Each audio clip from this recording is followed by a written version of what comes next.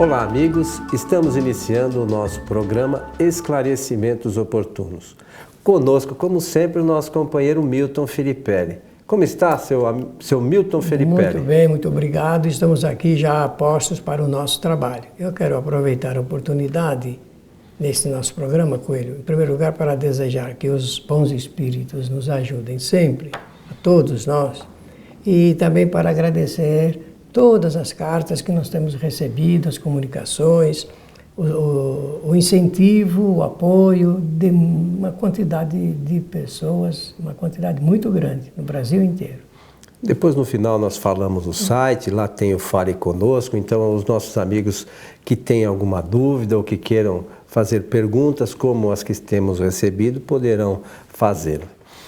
Ô Milton, então, já que você mencionou, nós temos aqui, nos últimos programas, por hábito, atender às solicitações.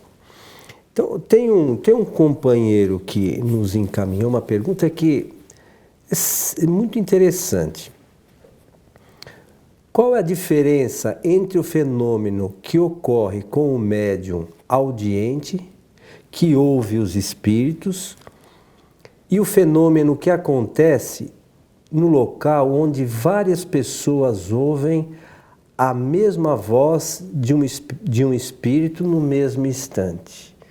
E depois a gente comenta no livro Obras Póstumas, tem um comentário sobre essa questão, né? Tem um comentário feito por Allan Kardec, porque ele pôde presenciar todo o trabalho teórico que Allan Kardec escreve nas suas obras, principalmente estas que são de caráter prático, né? Mostra que ele estudou primeiro através da observação e depois ele escreveu. Então, o que está ali em Obras Póstumas, eu penso que depois você vai poder ler para nós e fazer a referência do item. No capítulo, né? Então, é da manifestação dos espíritos, não é? Se não tem... Isso, o capítulo é manifestação dos espíritos. O que nós vemos ali? Vemos que ele, ao escrever o texto, só que ele não põe didaticamente que se refere a dois tipos de fenômenos, mas são dois fenômenos totalmente diferentes. E você disse bem, é muito interessante a pergunta encaminhada pela pessoa que ouviu ou que viu no nosso programa, porque ela já está falando de audiente, isto é, aquela pessoa que pensa que ouve a voz dos espíritos. Pensa que ouve a voz porque fica bem demarcado. O espírito, ele caracteriza bem a maneira, a entonação da voz como ele falava aqui na Terra. Só que existe um detalhe que nós precisamos salientar. O espírito não tem como falar. O espírito não tem um aparelho fonador. O corpo dele não é um corpo constituído de ossos, nervos, sangue, tecidos, como o nosso aqui. Nem o perispírito tem isso. O perispírito, digamos, é um aglutinado de fluidos. Só que os fluidos no perispírito, enquanto o espírito projetar o seu corpo tal como ele viveu na Terra, ele cria fluidicamente esses órgãos. Mas fluidicamente... Cria uma forma aparente.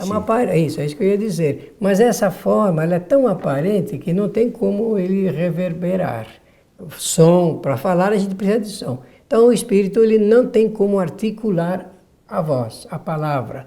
Nesse caso, funciona conforme nós aprendemos na doutrina, que é a sintonia através dos pensamentos, de quem emite e de quem recebe. Então, falou bem, o médium audiente, Kardec fez essa classificação para indicar que quem pensa que ouve a voz, ouve como o espírito falasse se estivesse encarnado. E agora isso tem também uma segunda explicação. Posso já aproveitar? Por favor. A explicação é a seguinte: ele faz isso para caracterizar bem a sua personalidade, a sua identificação, a sua identidade. Na verdade, se eu não me engano, no livro, no que é Espiritismo, tem uma referência que o espírito não tem nem no corpo físico uma localização, né? E que o espírito, ele meio que irradia por todo ele, não tem órgãos específicos, né? Nós não temos nem ideia, nenhuma ideia humana para começarmos a pensar no espírito. Não tem nada similar, Kardec, né? fez uma tentativa, dizendo se no Livro dos Espíritos a gente pode dizer se é uma espécie de flama, de chama. Eles também não tendo nenhuma possibilidade de devolver na pergunta uma resposta plausível, totalmente científica, a gente pensa conforme quer, né, do espírito. Agora, nós, devido à nossa condição da Terra, pensamos no espírito na forma perispiritual, na forma que a gente tem do corpo físico. Mas a gente tem que ter a distinção que o espírito não é matéria, segundo o que a gente entende. Claro, né? e não é mesmo, não é? Segundo o que a gente entende, não tem nada de matéria. Não tem nada de matéria. Muito embora alguns façam a relação que o perispírito seja parte do espírito, mas são coisas completamente distintas. E tem alguns pesquisadores que tentaram, inclusive, criar uma teoria material para o espírito. E nós realmente não temos essa referência. Então, que fenômeno é esse? Esse fenômeno da ligação do pensamento, a caracterização da voz como se fosse encarnada, é um fenômeno de ordem inteligente. Mas a pergunta desse nosso amigo diz mais assim na segunda parte.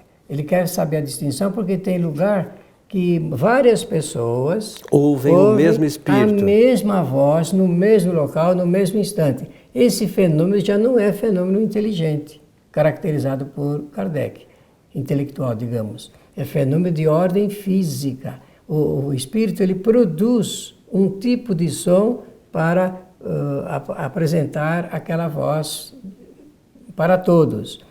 Ele mais ou menos funciona assim.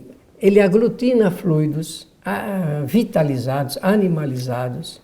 Que ele deve captar dos médiuns. Dos médiuns presentes, de pessoas, e até pega de fora, se for necessário. E ele cria uma espécie de garganta mecânica. É uma espécie, só para dar uma ideia. Referência, uma né? Referência. Então, através desse equipamento, ele dá som para aquilo que ele pretende passar. É porque na referência aqui... Olha, desculpe, eu já participei de reuniões de materialização, tangibilidade e visibilidade dos espíritos, e eu sei como é que funciona isso. Todas as pessoas presentes, ali que estão assistindo à reunião de materialização, elas ouvem a mesma voz. E o espírito fala durante, por vezes, um longo tempo. Eu ouvi uma verdadeira palestra de 20 minutos de um espírito que, por esse caminho que eu expliquei, criou essa garganta mecânica e falou lá, e todos ouviram nitidamente. Existem gravações, inclusive, desse trabalho. Vamos só à referência aqui do livro Obras Póstumas. Como nós mencionamos no início, o capítulo é Manifestações dos Espíritos, no seu item 43. Os médiuns audientes, esses ouvem os espíritos. Olha que interessante, eles ouvem, mas não a voz, né? Por isso que Kardec tomou cuidado de dizer que não ouve a voz, né? Algumas vezes como se escutasse uma voz interna, uma voz interna que lhes ressoasse no foro íntimo. De outras vezes é uma voz exterior, clara e distinta, qual a de uma pessoa viva. Os médiuns audientes também podem conversar com os espíritos. Quando se habituam a comunicar-se com certos espíritos, eles os reconhecem imediatamente pelo som da voz. Aí sim é uma referência, porque o espírito se faz conhecer pelo som que a gente tinha conhecimento, ou que é sempre a referência da voz de alguém, né?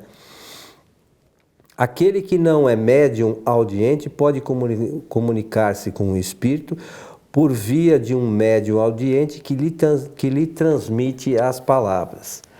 Muito bem. Tem esse assunto ligado da repetição do fato e que a pessoa se acostuma. Isso acontece comigo, viu, Coelho? Não sei se no programa é bom a gente falar assim de exemplo, mas todos nós passamos momentos muito agradáveis, menos agradáveis, alguns momentos difíceis na existência, não é verdade? Claro. E eu me lembro que algumas dessas vezes de ouvir, ter essa sensação da voz interna, isso não é nada, meu filho, isso vai passar. Sempre com o mesmo jeito, da mesma forma. O que significa isso? Que algum espírito amigo está procurando me auxiliar para tranquilizar, para não ter receio que aquilo na vida não é nada. E realmente passa. As coisas ruins passam. Mas por vezes as coisas ruins são para, de alguma forma, testar a gente, nossa... É só depois que a gente passa, a gente fica sabendo disso. Depois é que a gente percebe, mas no momento que a gente está passando... É de dificuldade. Né? Por vezes expiação, outras provas, a gente não sabe a distinção, mas que quem está passando passa por aflições, né, Milton? Isso, a palavra certinha. São aflições, e afligem a pessoa encarnada, o espírito encarnado. E então, isso prova para mim uma coisa surpreendente. Realmente, cada um de nós tem sempre alguém invisível para nos ajudar, para zelar, para auxiliar, para tentar descobrir saídas para os nossos problemas existenciais. Eu acho que todas essas questões, os amigos que nos ouvem, eu acho que vale a pena a gente não simplesmente buscar nas obras de Kardec fazer uma leitura. Kardec recomendava que a gente estudasse, né, Milton, a questão, porque às vezes a gente faz uma leitura, é bonito, mas eu entendi realmente essa questão.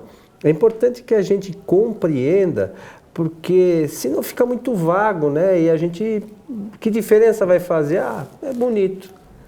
Eu penso, Coelho, que todo esse conhecimento que nós adquirimos desses estudos, conforme você está salientando, nesta encarnação, nós vamos utilizar bem na próxima, porque aí já o conhecimento acrescentado faz com que a gente mude a maneira de encarar a vida e de proceder, que é o que vale para o Espiritismo, a maneira da melhora do homem pelo conhecimento adquirido. Mas por que você fala que a gente vai usar na próxima? A gente não pode usar desde já? Ou é que a gente ainda tem, temos em nós ainda algum resquício de outros tipos de pensamento, talvez de outras religiões, e aí a gente ainda não pode usar o pensamento espírita na sua plenitude, seria isso? Olha, até podemos fazer muita coisa, mas do ponto de vista da cultura espírita propriamente dita, a nossa terminologia, inclusive, será outra, porque ainda hoje, conforme você disse, nós fundimos o conhecimento anterior com esse conhecimento novo. Então, nós vivemos sob o império dessas influências ainda, que são atavismos culturais que nós trazemos ao longo de toda a trajetória. Mas você, ao referir assim, que a gente pode ler, mas estudar é uma outra coisa, é verdadeiro, porque estudando nós começamos a modificar a maneira como nós podemos fazer as coisas. E, obviamente, na próxima encarnação, se tivermos incorporado esses conhecimentos doutrinários do Espiritismo, ficará mais fácil. O duro é a gente incorporar em nós ainda, porque você mencionou uma coisa, a gente às vezes fica, eu não diria perdido, mas envolvido num mar de novidades, né? Uma seita daqui, uma religião de lá, uma outra doutrina de acolá, e a gente está meio ainda perdido nisso. A gente às vezes quer ter um pouquinho de conhecimento de cada coisa e não objetiva propriamente uma coisa só, né? Um caminho, isso mesmo. Né? Tem gente que faz a adoção de pouquinho de cada religião, um pouquinho de cada doutrina para incorporar na doutrina espírita. Na verdade, a gente acaba criando uma doutrina, uma religião nossa, né? E aí quer convencer os outros dessa nossa religião. Para né? muita gente, o Espiritismo é uma coxa de retalhos, que tem um pouco de cada coisa adquirida. E esquece de Kardec. E a argumentação para validar esse comportamento é de que não tem nenhuma importância desde que a coisa seja boa. Só que o Espiritismo apresenta a coisa boa dentro de uma nova ciência espiritual. O detalhe está aí, mas a gente não quer saber de experimentar esse detalhe específico da ciência espírita. O que eu percebo às vezes, Milton, e me incluo nisso, nós estamos sempre atrás de novidade, né? A gente tem um certo conhecimento, leu, por exemplo, a doutrina e não focou ainda no estudo, né? Como falamos há pouco, e nós, de alguma forma, estamos sempre, o que tem de novo, né?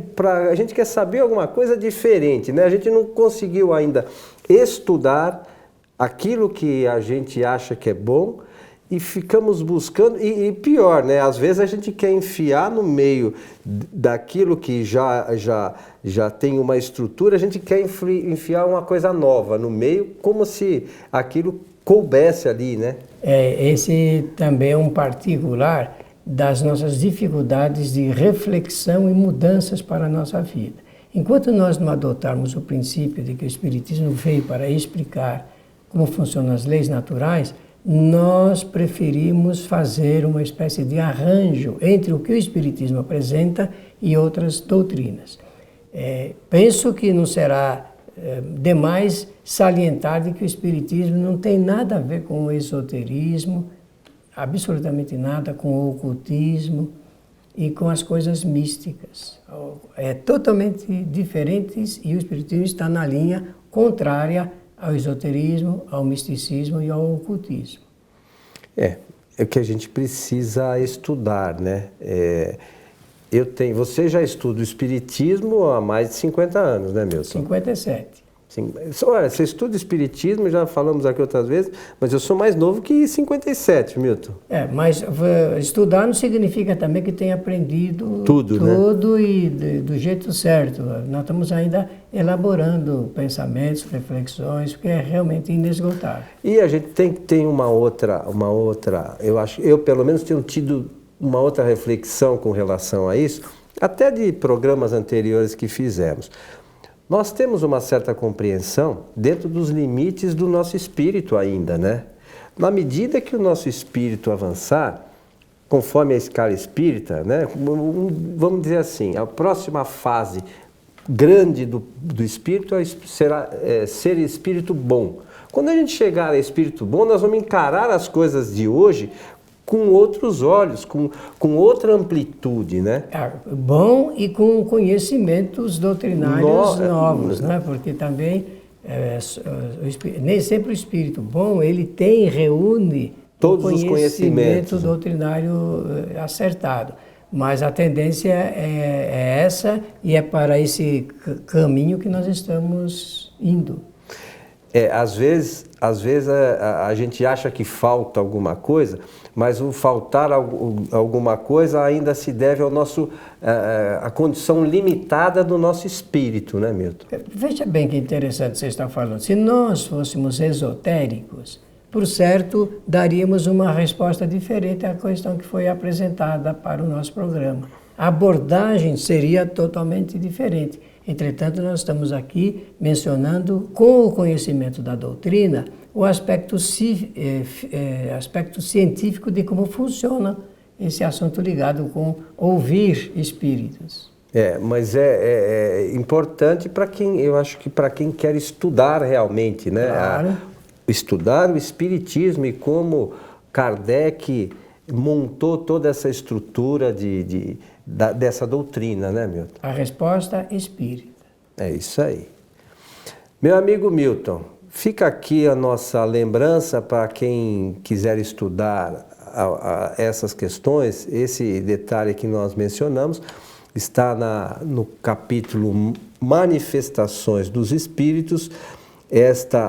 Médiuns Audientes é o item 43 do livro Obras Póstumas. Quero só sugerir que quem esteja interessado no estudo apanhe o livro dos médiuns também e ali vai ter uma classificação, se não me engano, no capítulo 15. em que vai ter uma classificação dos médiuns e Kardec vai dar mais um pouco de sugestões aí, porque esse livro, Obras Póstumas, foi publicado depois da morte de Allan Kardec. Foram escritos que os espíritas de Paris, lá da sociedade, encontraram e introduziram para facilitar o nosso conhecimento. Mas, como você disse, no livro dos médiuns tem toda uma classificação desse tipo de mediunidade e de outros diversos, né?